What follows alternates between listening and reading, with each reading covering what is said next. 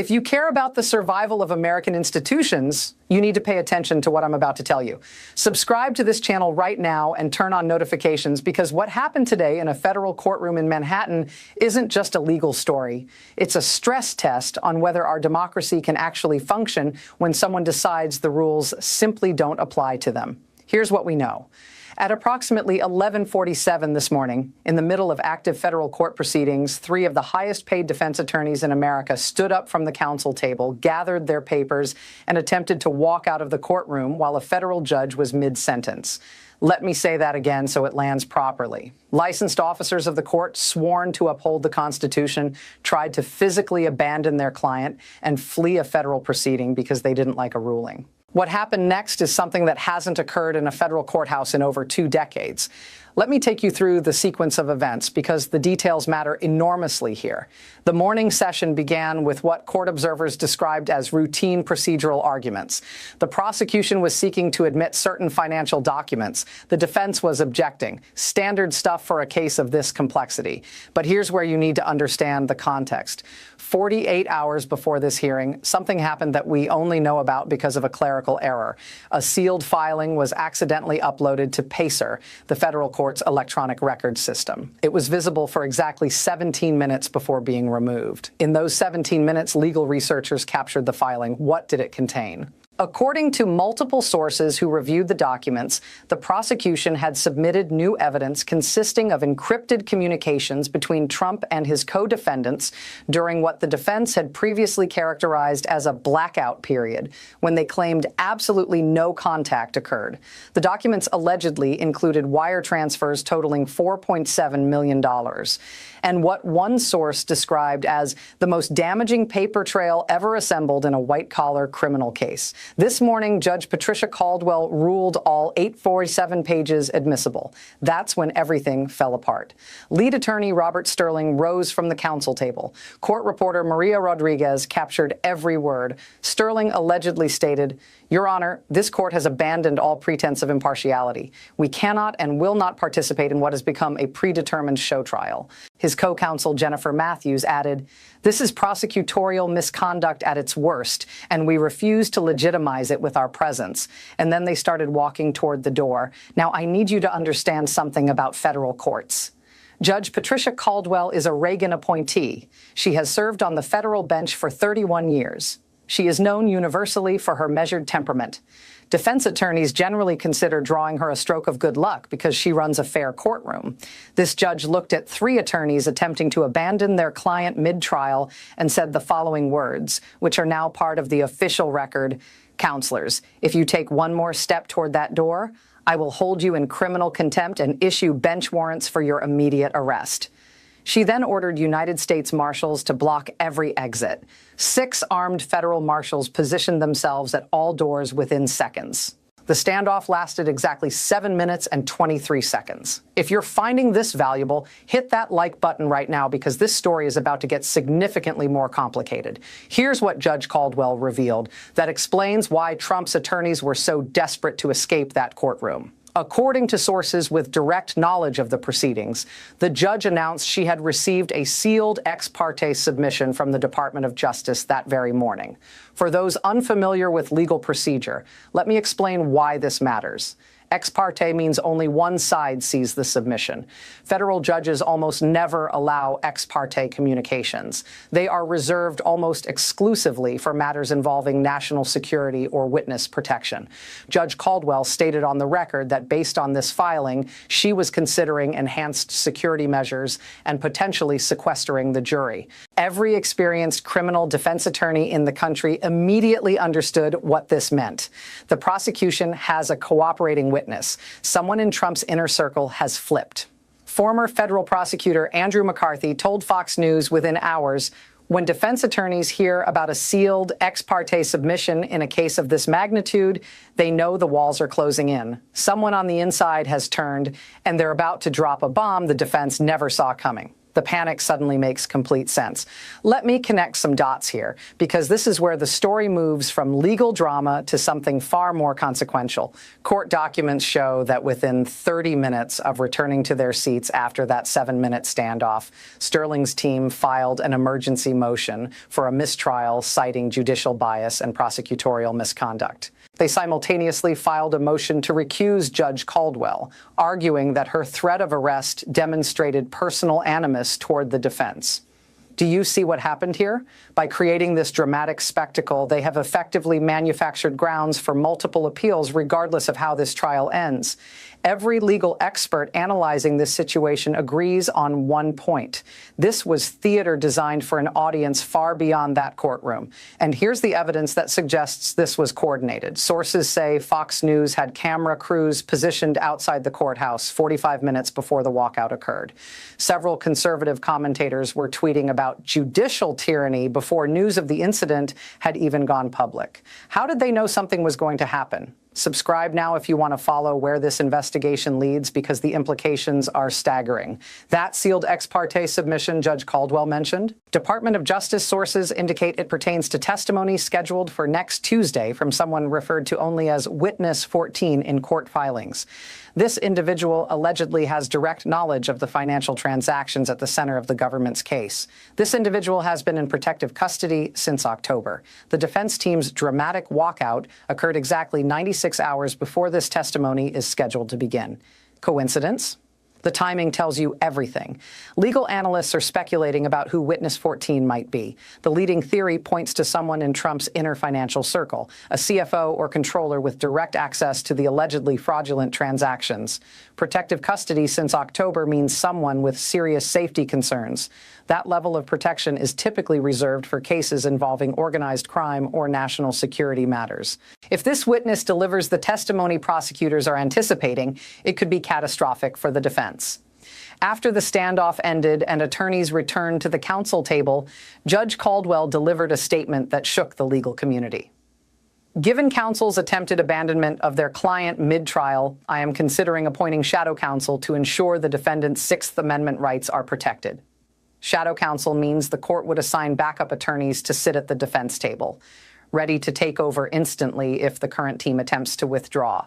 It's essentially the legal equivalent of having understudies in a Broadway show, except the stakes are someone's freedom and potentially the integrity of the American justice system. The financial consequences are already materializing. Sterling's law firm has billed over $12 million in legal fees, according to FEC filings. Late Friday evening, Bloomberg reported the firm had entered emergency talks with its malpractice insurance carrier.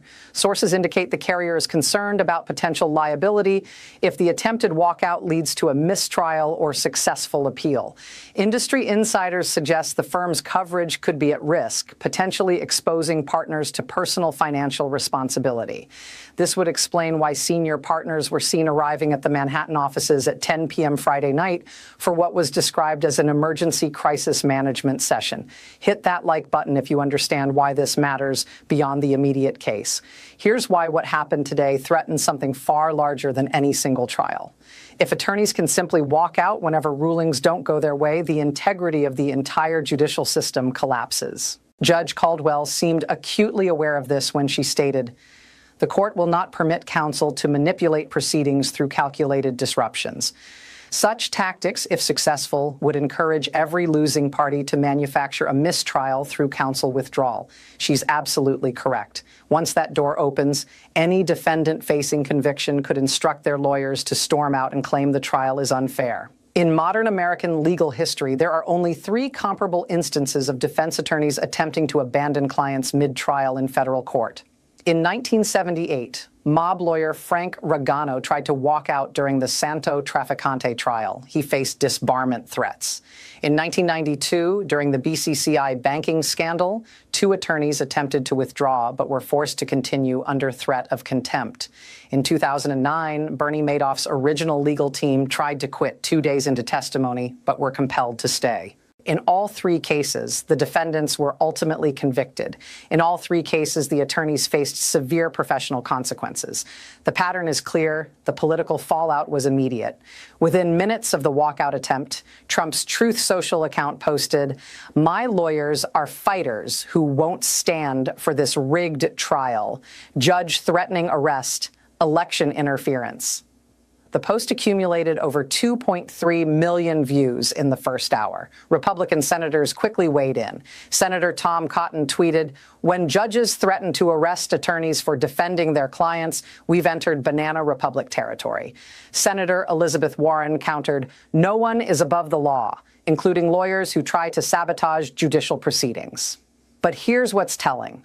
A flash poll conducted Friday evening by Reuters Ipsos found that 67% of Americans disapprove of the lawyers' walkout attempt, including 48% of Republicans. 72% agreed that no one should be above the law, including former presidents.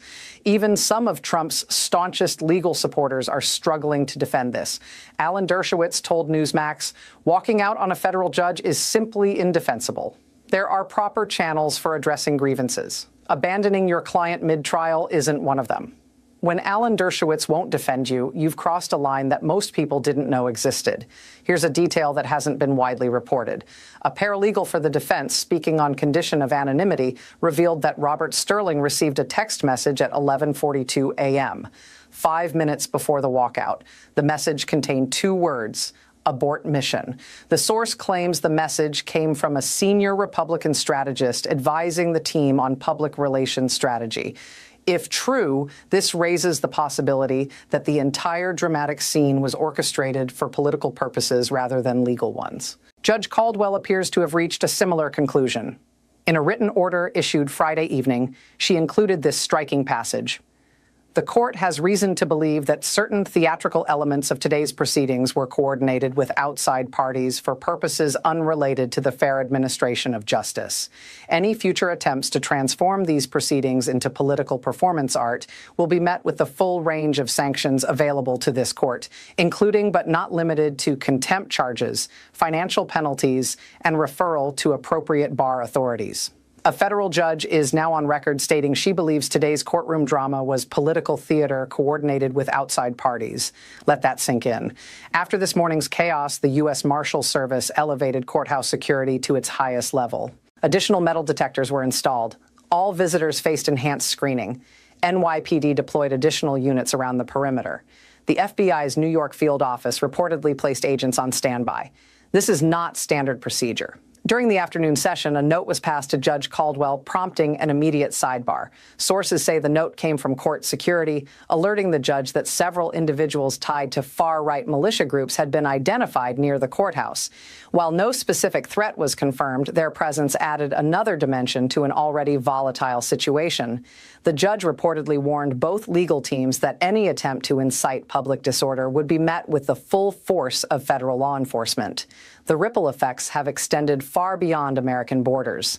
European legal observers express shock at the courtroom drama. The UK's former director of public prosecutions commented, "In any common law jurisdiction, such behavior would result in immediate custody." French media ran headlines translating roughly to "American justice in chaos as Trump lawyers defy judge." Russian state media predictably seized on the story, framing it as evidence of institutional weakness in the United States. The fact that these attorneys felt emboldened to attempt such a stunt underscores a troubling erosion of respect for judicial authority that has implications far beyond this case. If you're still watching, subscribe to this channel because what I'm about to tell you is the most important part of this entire story. Sources close to Trump's inner circle now indicate serious discussion about replacing the entire legal team. Names being floated include some of the most controversial lawyers in the country, attorneys who have defended war criminals and terrorism suspects. The apparent strategy, if we're going down swinging. This puts Judge Caldwell in an almost impossible position. If she allows Sterling's team to withdraw now, the trial could be delayed for months while new counsel comes up to speed. If she forces them to continue against their will, she creates massive grounds for appeal based on ineffective assistance of counsel. One former Supreme Court clerk called it brilliantly cynical. The defense has engineered a situation where the judge has no good options. Meanwhile, sources say the prosecution is preparing what's being called a nuclear option, asking the judge to revoke Trump's bail based on his lawyer's conduct. The argument: anyone whose legal team attempts such disruption poses a flight risk and threatens the orderly administration of justice. While extreme and almost certain to fail, even attempting this move would generate headlines and shape public perception of what's actually happening in that courtroom. Consider the impact on the 12 citizens who will ultimately decide this case. While the jury wasn't in the courtroom during the walkout itself, the tension in the afternoon session was impossible to miss. Juror number 7, a retired teacher from Brooklyn, was observed repeatedly shaking her head during defense arguments. Juror number 3, a small business owner, appeared to be taking extensive notes whenever the judge addressed the defense team. Jury consultant Dr. Patricia Williams told CNN, "When jurors witness this level of conflict between a judge and defense attorneys, they often interpret it as consciousness of guilt. Why else would lawyers risk their careers unless they knew their client was in serious trouble?" The defense may have won some procedural battles today, but they may have lost the war for the jury's perception. Monday morning, Judge Caldwell will rule on the defense team's motions for mistrial and recusal. She will decide whether witness 14 will testify as scheduled. If Sterling's team attempts another disruption, she has made clear they will face immediate arrest. The U.S. Marshals have reportedly been briefed on arrest procedures for attorneys, a step that sources say has not occurred in a federal courthouse in living memory. Consider the timing of all of this.